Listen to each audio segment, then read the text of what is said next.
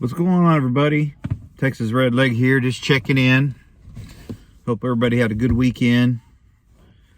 I've just been doing a little bit of work, sort of catching my breath, watching what's going on in the world, like most of you are, I'm sure.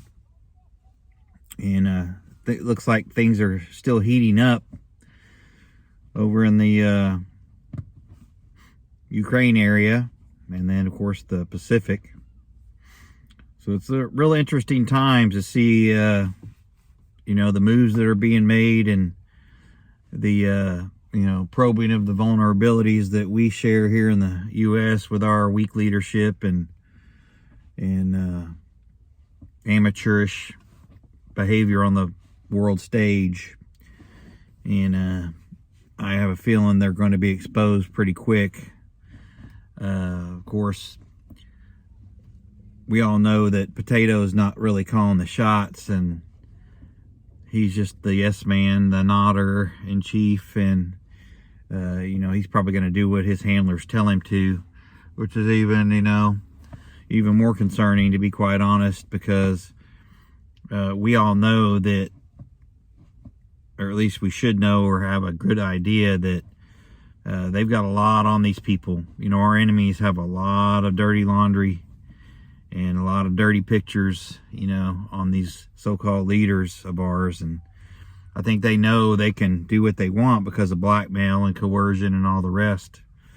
So I wouldn't expect any type of pushback from us. We talk a good game, currently, but I think they know that this administration doesn't have the wherewithal to make tough decisions that benefit the American people. They're more likely to benefit our enemies than us. So I would continue to take that into consideration with regards to your preps and what you spend and what you procure and the things that you learn, because it's going to have a lot to do with the next 5 or 10 years in this nation, should we see it. And then it's tough to think about, it's tough to ponder, but I think it's a reality that we all need to consider, because I think the election games that will be played in this next round, and everything that I'm hearing, and I'm sure you all are hearing about HRC getting back in the fold, I think that may be their only hope. And if they can, manipulate the system and control the mail and control, this, then they're probably going to get what they want. And it'll be up to us to accept it or not accept it. And it looks to me like there's not a whole lot of us that are willing to not accept it. And scary thing to think about, but I think this administration is so polluted that they know that we know, and they're going to probably just do what they need to do to hold on to power and put a stranglehold on the people so they can control it and, line their pockets and gain more and more power. So I would not stop a thing. I would put my foot on the gas pedal and stomp on it and keep it down and not hit the brakes, because this thing is hanging by a thread, and the supply chain, from what I see in a lot of areas, is dire. It's a slowdown to possibly just be a control mechanism on certain areas of the country. Because my area doesn't look like that. On the shelves, the videos that I see regarding empty shelves and holes, I'm not seeing that in my area.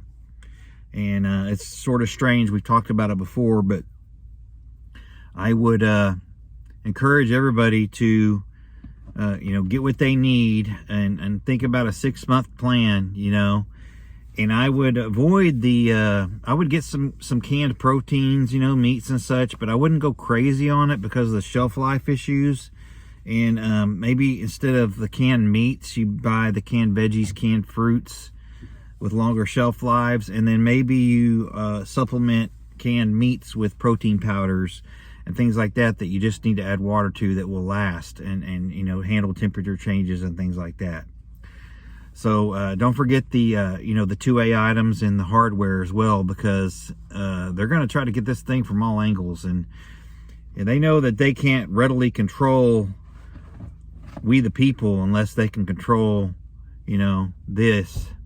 And they also know that if they can't control the law enforcement mechanism in this country to do their dirty work, and or the military, that it's not going to happen either. So those are two mechanisms, you know, three things. There's three things they got to have. They got to be able to control the 2A stuff and outlaw it, and rely on law enforcement to do their dirty work in order to seize those said items, and or the military to seize those said items. So unless they can get those three things accomplished, they're going to have a tough time, you know, doing that. So, but I would not think that that's impossible to do. I think there's a lot of members in law enforcement and the military that would be certainly willing to do those things for their, you know, great leaders and the people that write their checks. So keep that in mind as well.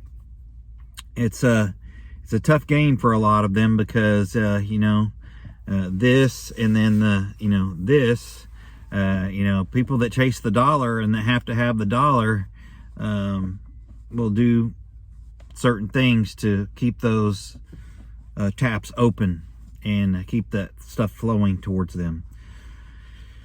So you know, I know we need money, and I know we need to pay bills currently, but I wouldn't get wrapped up in chasing the dollar. I would be more wrapped up into procuring the things and learning the skills that are going to you know,